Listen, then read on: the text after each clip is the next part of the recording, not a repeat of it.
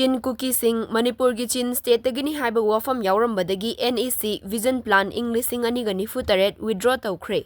North East Council NEC Vision Plan Ing 2024 ki Chapter ahum oiriba Art, Culture amasung Natural Heritage ta awang nongpoki tribe ama oiriba Kuki Chin haina irambada aranba wafam kaya yaure. Hairiba migration tribe asi Manipurgi Chin state tagini haina palli. Hiramasigi matangda Chief Minister N. Birenna Union Communication and Development of Northeast Region Minister J.M. Skindia amasung mari lainaba official singda aranba sing adu chumthoknaba khangankiba matungda draft NEC Vision Ing 2024 handokle haina planning advisor Som Kamaina khangalakre. NEC Maikaidagi Manipur yauna awang nongpok state singi chief secretary da chatliba tha asigi taratareta aiba cherol piraktuna NEC Vision Plan Ing 2024 ki draft sing Ministry of Donor gi email da chatliba tha asigi mapan amasung taratareta thagatkiba adu withdraw tawre hairi. Awang nongpoki tribal singi maramda palliba chapter aduda aranba kaya yauba thengnare.